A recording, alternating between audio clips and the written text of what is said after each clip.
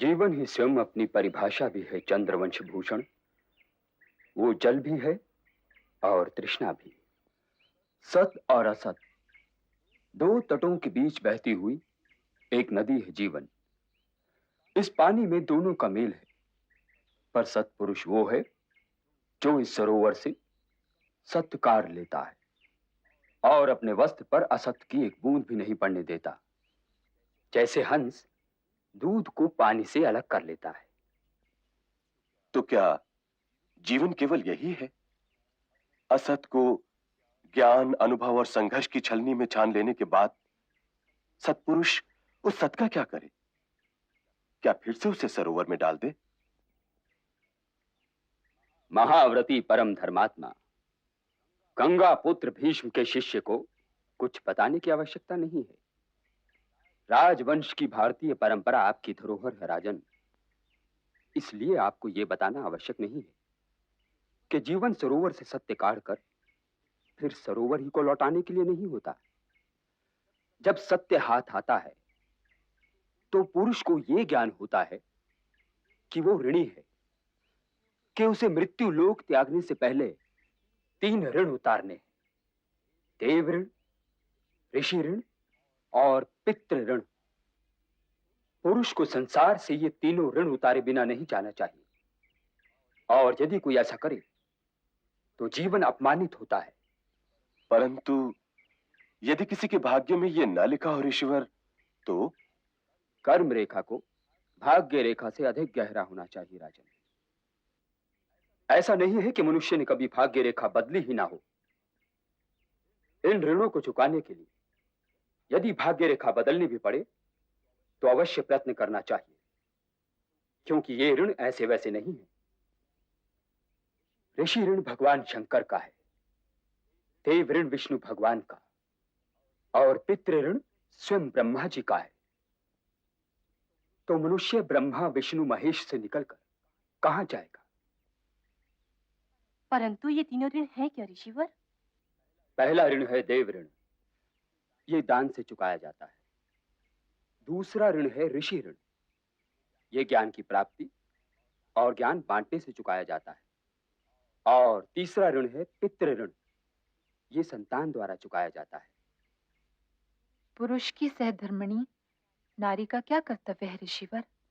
नारी अर्थात चेतना, प्रेरणा, उत्साह। नारी तो पृथ्वी है रानी, जीवन के सारे अंकुर तो उसके भीतर हैं। वो तो गृहस्थ आश्रम की आत्मा है, और गृहस्थ आश्रम ही तो आत्मा को पुत्र रूप में फिर जन्म लेने का मार्ग दिखाता है। यत्र नार्येस्तु पूज्यन्ते रमन्ते तत्र देवता। अर्थात जहां नारी की पूजा होती है वहीं देवता आनंद मनाते हैं। जो नारी का निरादर करे वो तो मनुष्य ही नहीं। नारी की रक्षा करना पुरुष का कर्तव्य ही नहीं, धर्म भी है। अच्छा राजन, अब चलो।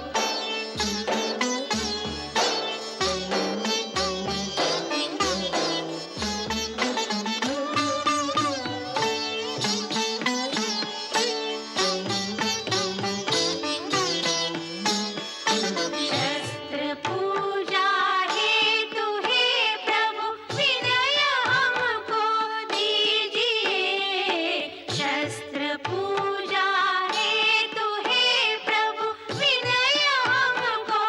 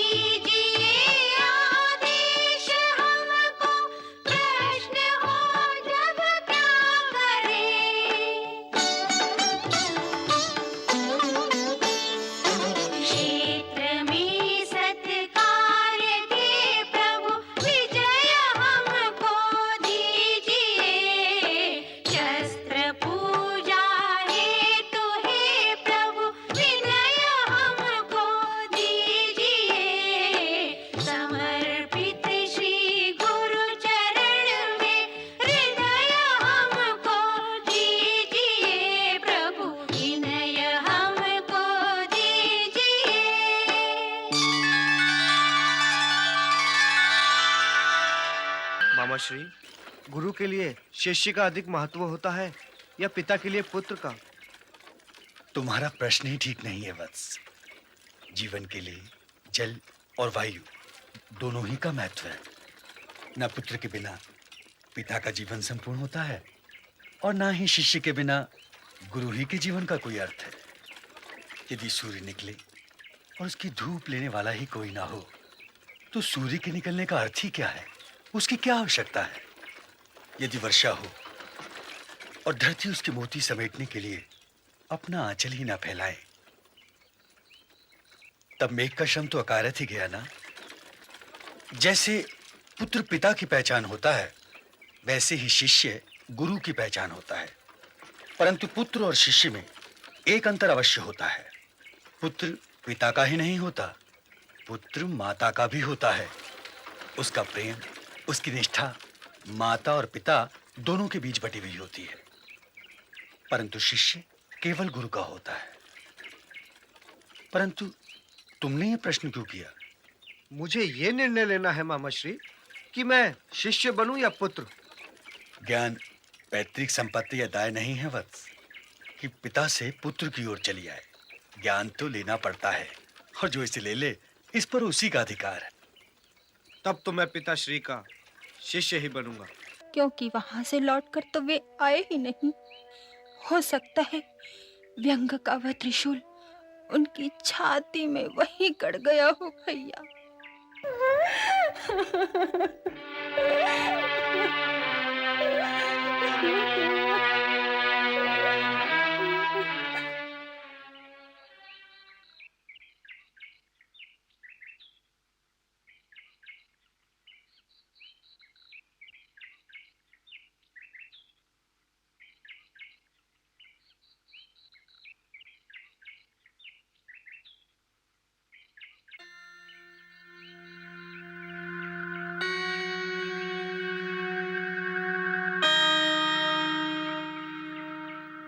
आचार्यवर की सेवा में अधिरथ का प्रणाम। तुम तो महाराज के सारथी हुआ करते थे। जी आचार्यवर। ये तुम्हारा पुत्र है? जी आचार्यवर। क्या नाम है तुम्हारा? राधे। राधे? राधे क्यों? इसकी माँ का नाम राधा है।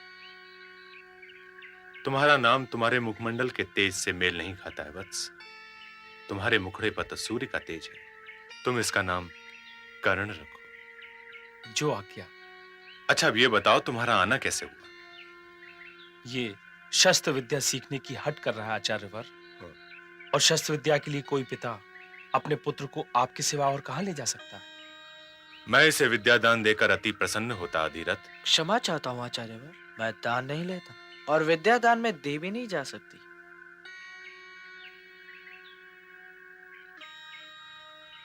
आयुष्मान बाबा।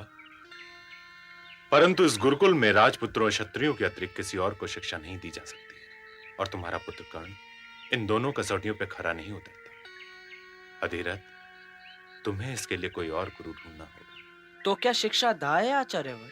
क्या माता सरस्वती पहले पिता का नाम पूछती है? कर्ण। संसार चाहे मुझे जिस नाम से पुकारे बाबा, परंतु आप मुझे राधे कहा कीजिए। आपके मुंह से कर्ण सुनकर ऐसा लगता है जैसे कि मैं आपका कोई लगता ही नहीं। क्या मैं एक प्रश्न कर सकता हूँ? अवश्य। ये युवक कौन है? ये मेरा पुत्र है अश्वत्थामा। अर्थात ना तो ये राजपुत्र है और ना ही क्षत्रिय। प्रणाम आचार्यवर। इसके लाखपन पर से क्षमा कर दीजिए गुरुवर।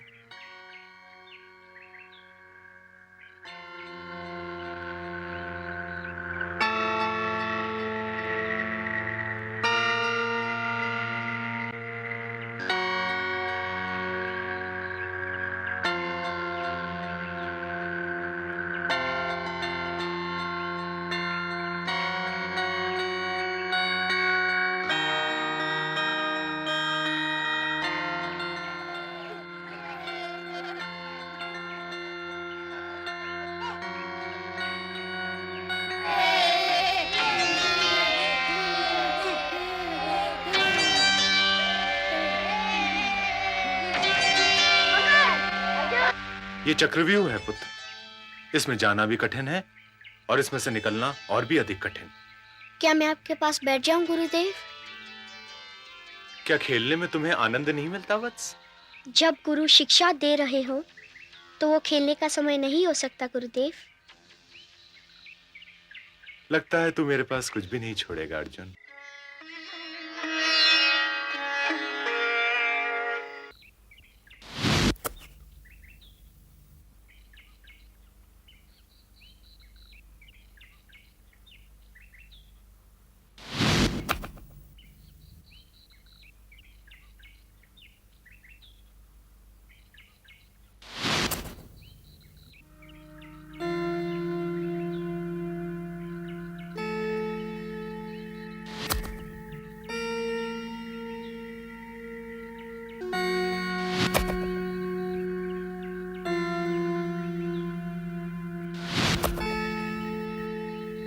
अब विश्राम करो वत्स।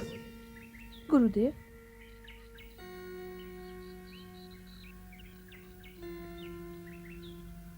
श्रेष्ठ धनुर्धर भव।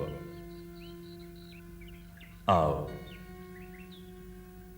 ये वो परशुराम जी हैं जिन्होंने एक बार नहीं बल्कि बार बार अत्याचारी क्षत्रियों के विरोध में शस्त्र उठाए और भारतवर्ष को लगभग क्षत्रियों से सूना कर दिया और जीती हुई पृथ्वी प्रजापति कश्यप को समर्पित कर दी।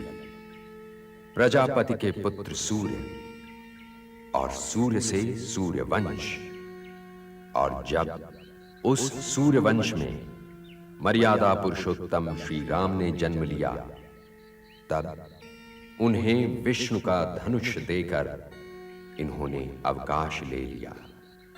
परंतु गंगा पुत्र देवव्रत के सिवा किसी क्षत्रिय को अपना शिष्य नहीं बनाया। वाण में धनुर्धर के प्राण होते हैं कर्ण, अर्थात ये धनुर्धर का पहला कर्तव्य है कि वो अपने वाणों को अत्याचार, भ्रष्टाचार और अन्याय का साथ देकर कभी अपमानित ना करे, क्योंकि यदि कोई धनुर्धर अपना ये कर्तव्य भूल जाएगा तो उसी क्षण उसके तुणीर के सारे वाण निष्प्राण हो जाएंगे और विद्या उसके पास से यूं चली जाएगी जैसे इससे पहले उसके पास कभी रही ही ना हो। गंगा पुत्र देवव्रत के पश्चात आज तक किसी गुरु को तुम जैसा योग्य शिष्य नहीं मिला कर्ण, परंतु यदि तुमने वाणों की मर्यादा भंग की तो गुरु दक्षिणा में दी हुई मैं अपनी सारी शिक्षा तुमसे उस समय वापस ले लूंगा जिस समय तुम्हें उसकी बड़ी आवश्यकता होगी। तुम यहां से जब भी जाओगे वत्स, गुरु दक्षिणा दिए बिना ही जाओगे। शिष्य सरल सतपात्र को फलता है गुरु ज्ञान। गुरु की राखे आन जो रहे उसी की आन, रहे उसी की आन। तुम्हारी आंखों में प्रतिवाद का रंग क्यों है पुत्र? यदि मैं ये देखूं कि पुत्र तो मैं हूं, पर आपका स्नेह अर्जुन को मिल रहा है, तो मेरी आंखों में प्रतिवाद का रंग तो आएगा ही। तुमने कहा था कि तुम मेरा शिष्य बनना चाहते हो। तुम्हें मेरा पुत्र विधाता ने बनाया है, परंतु तुम सबको अपना शिष्य मैंने स्वयं बनाया है। यह गुरुकुल है, मेरे घर का आंगन नहीं।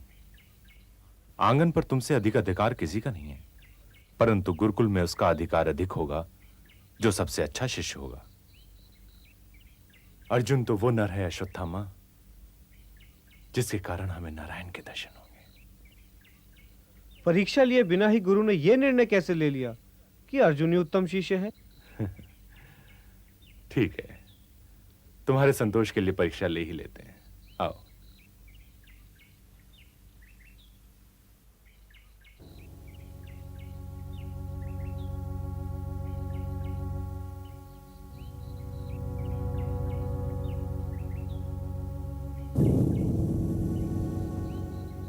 राजकुमारों, इस वृक्ष पर एक पक्षी रूपी यंत्र है जो तुम सबका लक्ष्य होगा।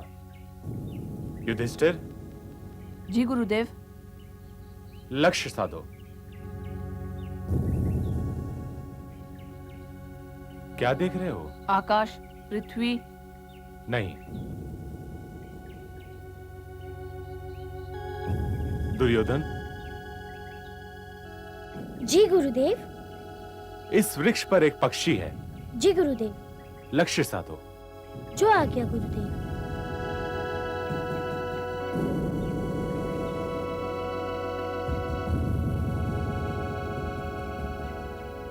क्या दिखाई दे रहा है? पत्तियों में छुपा हुआ एक पक्षी गुरुदेव। ठीक है। बाण चलाऊं? नहीं। जी गुरुदेव। अश्वत्थामा, जी गुरुदेव। लक्ष्य साधो। जो आज्ञा गुरुदेव।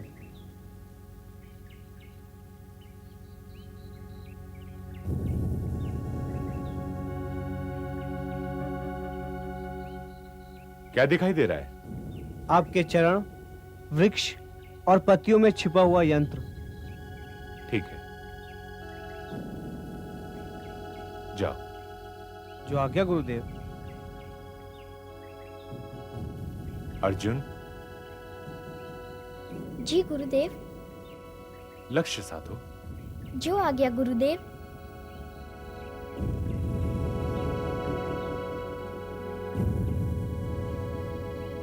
क्या दिखाई दे रहा है? मुझे तो केवल पक्षी का सिर दिखाई दे रहा है गुरुदेव।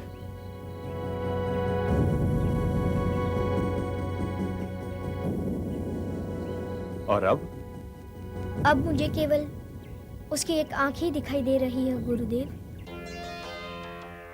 ठीक है वत्स।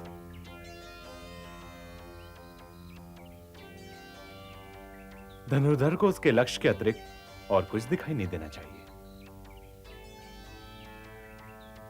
आपका ये शिष्य क्षमा चाहता है गुरुदेव।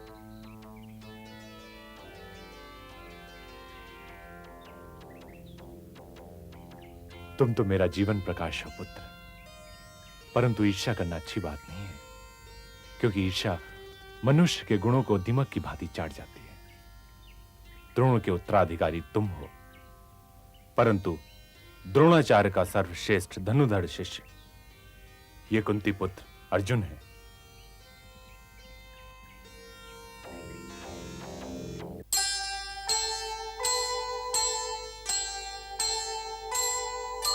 ज्ञान दान गुरु से लिया, दिया मान सम्मान,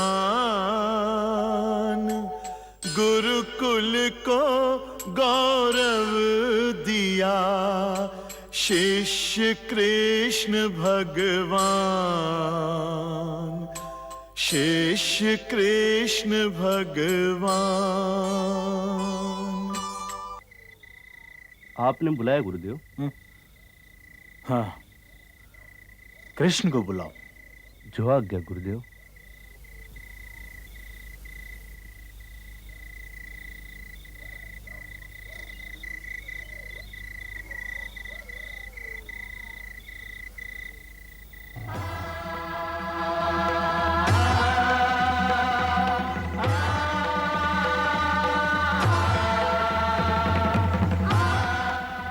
प्रणाम गुरुदेव।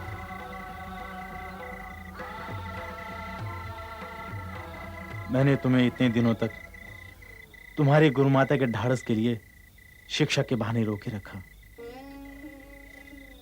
परंतु यह गुरु को शोभा नहीं देता। इसलिए तुम दोनों भाई अपनी गुरुमाता को मिले बिना ही सूर्य उदय होने से पहले मथुरा चले जाओ तो अच्छा है। जो आज्ञा गुरुदेव। परंतु गुरुमाता भोजन लिए प्रतीक्षा कर रही होंगी। मथुरा जाने से पहले वहां चला जाऊं? तुम पहले जहां जाना चाहोगे वहीं जाओगे। जाऊं कैसे गुरुदेव? भला गुरुदक्षिणा दिए बिना जा सकता हूं? मुझसे खिलवाड़ करते हो लीला पुरुषोत्तम कृष्ण। परंतु लीला में भी कर्तव्य पालन तो करना पड़ता है गुरुदेव। गुरु दक्षिणा दिए बिना शिष्य का विद्या पर कोई अधिकार हो ही नहीं सकता। तो क्या आप ये चाहते हैं कि मैं यूं ही चला जाऊं? तो मैं गुरु दक्षिणा तुम्हीं पर छोड़ता हूं, जो चाहे दे दो। मैं तो अपनी गुरु माता का संतोष चाहता हूं। चाहता तो मैं भी यही हूं, परंतु गुरु को अपना स्वार्थ देखने का कोई अधिकार नहीं। परंतु शिष्य को तो अपना स्वार्थ देखने का अधिकार है ना गुरुदेव। गुरु माता ने मुझे वो स्नेह दिया जो केवल एक माता के पास होता है, और वो भी केवल अपने पुत्र के लिए। मैं उस स्नेह को छोड़कर कभी नहीं जा सकता। परंतु तुम उसे खोजोगे कहां? इतने बरस बीत गए हैं। तुम दोनों के जाने के पश्चात गुरु माता पुत्र बिना जीना सीख ही लेगी। मैं उसे खोजने अवश्य जाऊंगा गुरुदेव। परंतु तुम उसे खोजोगे कहां? जाना तो वहीं पड़ेगा जहां ऋषिपुत्र खोया था।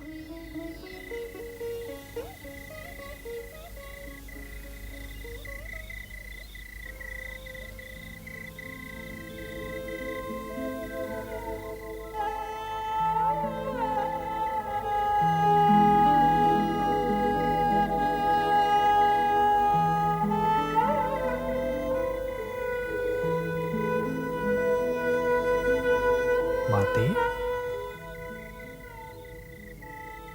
भोजन करने नहीं चलोगी माते? मैं तुझे नहीं जाने दूंगी। मैं आपके स्नेह का ऋणी हूं माते। इस ऋण को चुकाए बिना मैं नहीं जा सकता। अरे, तो तुझे जाने के लिए कौन कह रहा है?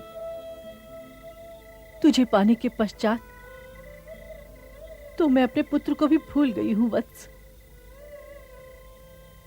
तूने कभी उसके लिए मुझे रोते देखा है?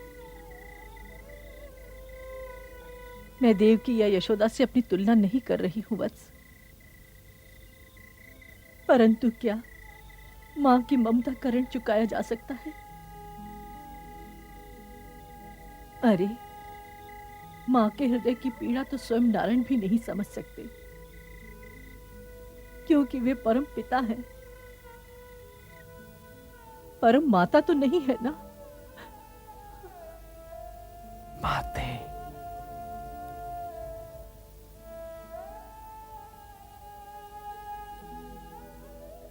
किसी गुरु माता को ये बातें शोभा नहीं देती। अब समय आ गया है कि वासुदेव कृष्ण यहां से मथुरा लौट जाएं। ये जो भी दें उसे प्रसाद समझकर स्वीकार करो। हाँ हाँ, जाए। मैं रोक थोड़े ही रही हूं, अवश्य जाए। पर यह सोचता होगा कि इसे मैं हंसते हुए जाने की आज्ञा दे दूंगी, तो ये इसकी भूल है। अब तो जाने का समय आ गया गुरु माता। आज तो अपने हाथों से मुझे खिला दो। सच कहता हूं, मेरा पेट ना तो नंदगांव में भरा, ना मथुरा में, और ना ही यहाँ। बड़ा भाई होकर तो मैं बहुत ही पछता रहा। दाऊ, तुम चाहे मेरे बड़े भाई बनो या छोटे, पछताओगे अवश्य। पर गुरु माता, यह है मुझ पर बड़ा अन्याय। बड़ा भाई होने के नाते माता के स्नेह पर सबसे पहला अधिकार तो ज्येष्ठ पुत्र का ही होना चाहिए ना। माँ के स्नेह पर पुत्रों का अधिकार एक समान होता है वत्स। अब चलो माता, भोजन करा दो, बहुत भूख लगी है। और उसके पश्चात हमें आपके पुत्र को भी तो लेने जाना है। और आज जब आप पहला कौर मुझे खिलाएंगी तो मेरा जाना और भी आवश्यक हो जाता है।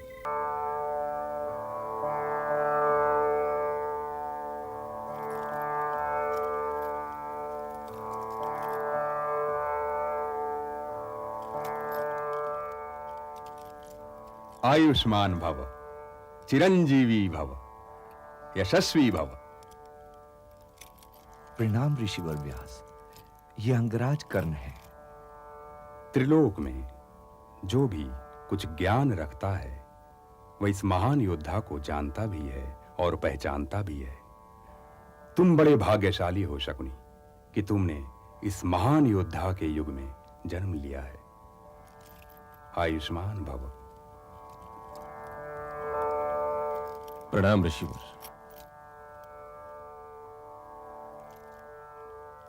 प्रणाम ऋषिवर।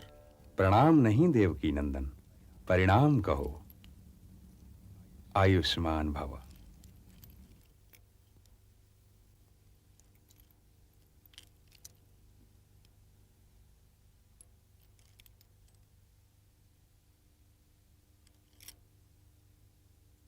भविश्री ऋषिवर। अखंड सौभाग्यवती भव। प्रणाम ऋषिवर।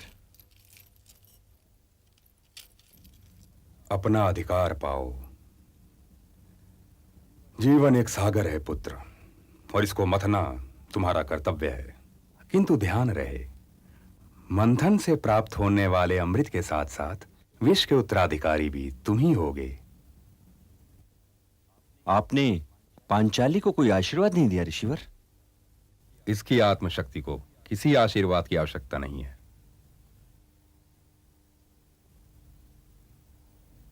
अपने केश का ध्यान रखना पुत्री।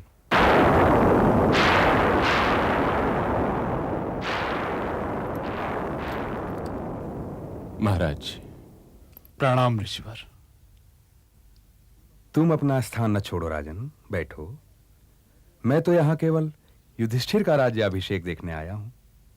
तो फिर ये कार्य आप ही के हाथों से क्यों न हो ऋषिवर? नहीं गंगा पुत्र, मुकुट पहनाना या मुकुट उतारना मेरा कार्य नहीं है। ये विशेषाधिकार तो कुलगुरु का है। परंतु आप अपना स्थान तो ग्रहण कीजिए। नहीं राजन, मेरे लिए यहां कोई स्थान नहीं है। शुभ कार्य में विलंब क्यों कृपाचार्य?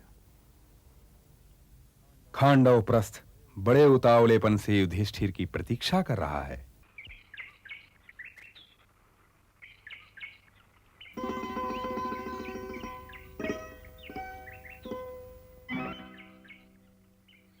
कृपया अपनी पूंछ हटाइए। सुना नहीं? कृपया अपनी पूंछ हटाइए। पूंछ हटाइए। अरे राम का नाम लो भाई, मुझे विश्राम करने दो। पूंछ हटाते हो कि उठाकर फेंक दूं? कहा ना भैया, राम का नाम लो। पूंछ हटाते हो कि मैं हटाऊं? हटा दो भैया, हटा दो।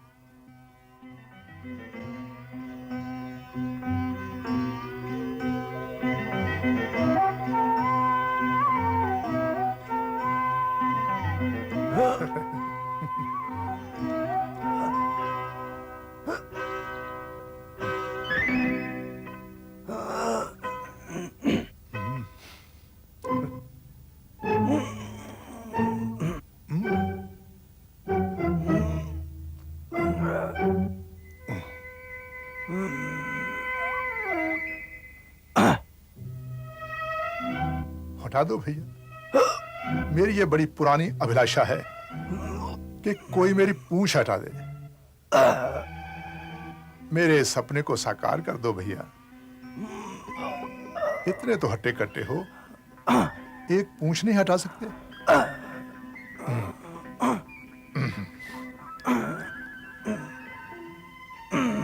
हटाओ हटाओ। हटाओ। हाँ?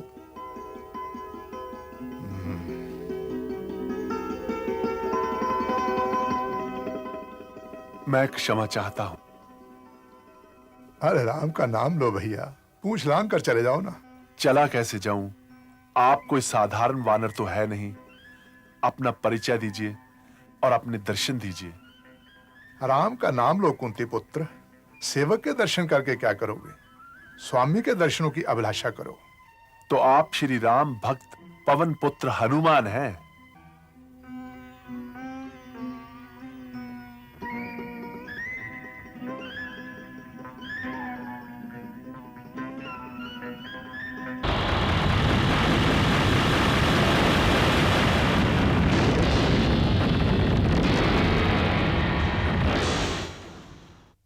जय श्री राम।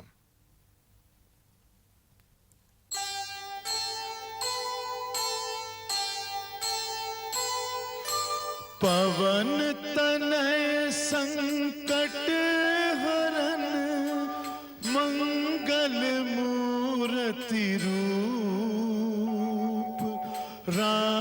लखन सीता सहित हृदय बसहु सुरभूप,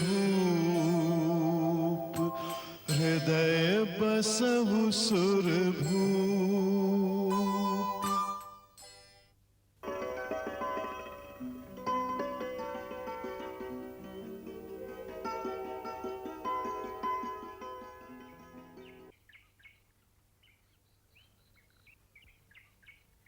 यदि मैं पवन पुत्र हनुमान नहीं होता तो तुम्हें बार बार भाई क्यों कहता? किंतु आप मुझे इस दशा में क्यों मिले? तुम्हें यह शिक्षा भी तो देनी थी अनुज कि निर्बल और वृद्ध का आदर करना चाहिए, और तुम्हें यह भी सिखाना था कि जो आंखें देखती हैं केवल उतना ही सत्य नहीं होता, सत्य हर आंख से बड़ा होता है।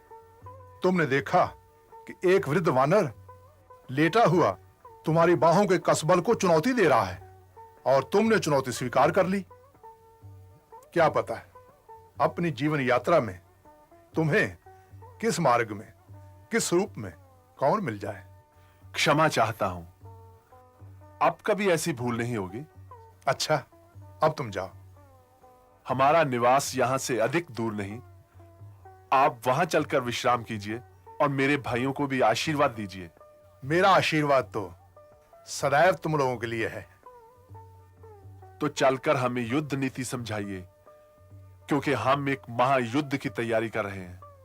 आपने तो रावण, मेघनाद और कुंभकर्ण जैसे योद्धाओं को हराया है। मैंने युद्ध अवश्य किया था अनुज, परंतु जीत हुई थी श्री राम की।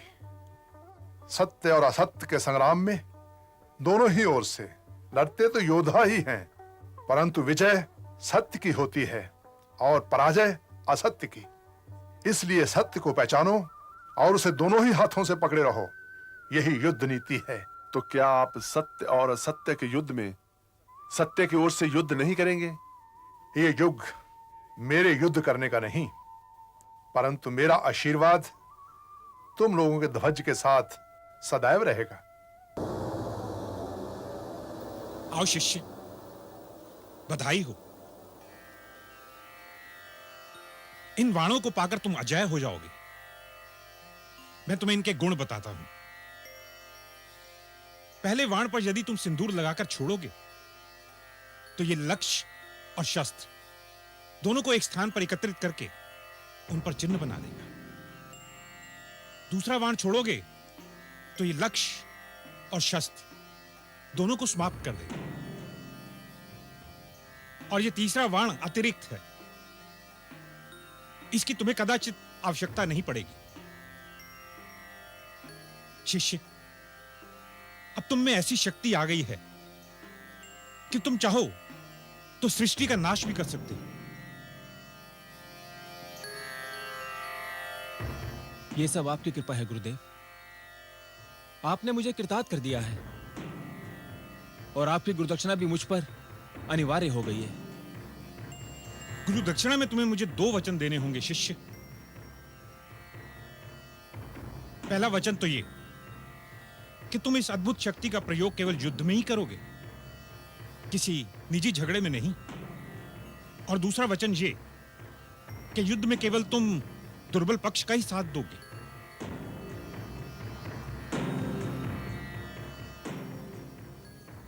मैं आपको वचन देता हूं गुरुदेव, मैं इन वाणों का प्रयोग निजी झगड़ों में नहीं करूंगा और युद्ध में दुर्बल पड़ने वाले पक्ष का ही साथ दूंगा।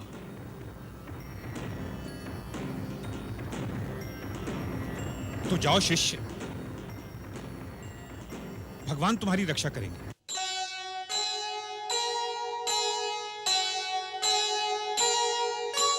जब भी जाओ युद्ध में दो दुर्बल का साथ,